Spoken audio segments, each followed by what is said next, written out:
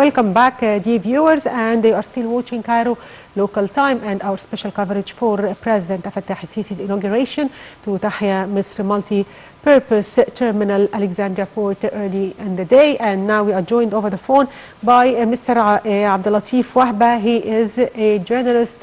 Good afternoon, sir.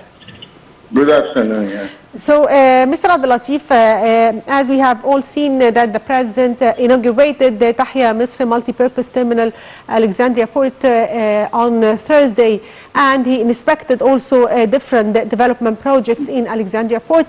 So, can you tell us more about the importance of developing this terminal? As you know that this terminal was built by many international coalitions, Egyptian companies, yes, and also foreign companies, and they injected more foreign direct investment in their projects.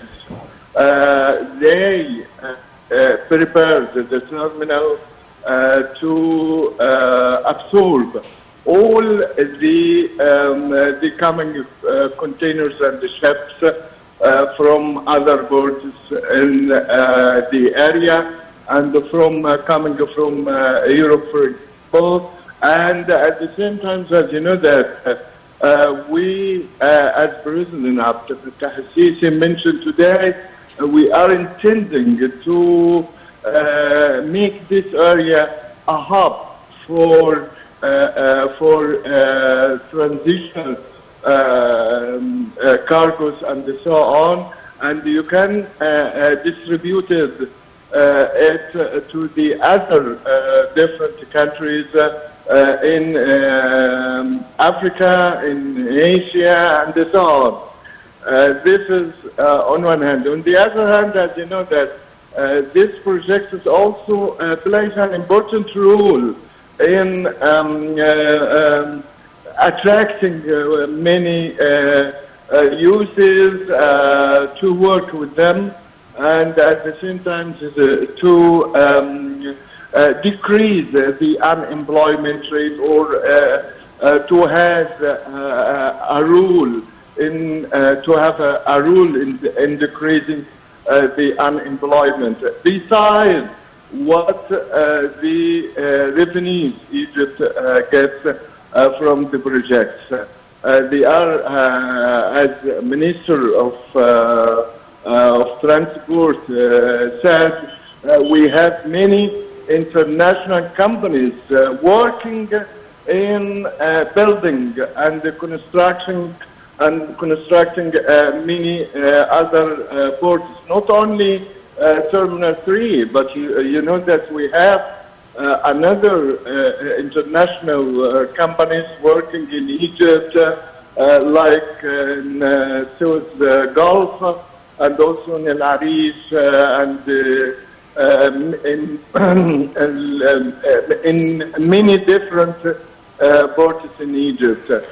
This is, I think, as you know, that ports now all over the world play an important role in economic development for all the countries.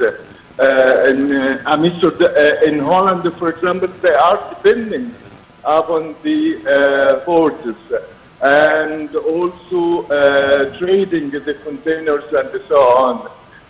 This is, I think, a new wave or a new step in Egypt to exploit the offshores in North Coast, in also in the area North Coast of Mediterranean Sea, and at the same time with modernizing the other ports in Red Sea. Yes. So, Mr. Abdel Latif, developing ports will help put Egypt on the global map of competition in different fields and allow it to benefit from its capabilities and locations. So, how do you evaluate the government's efforts to renovate and develop Egyptian ports and making Egypt a global hub for trade and logistics? As you know that due to the economic crisis all over the world and also due to the repercussions of Russian-Ukraine crisis, all the international maritime corporations and the companies are suffering from the high costs. But when they find a way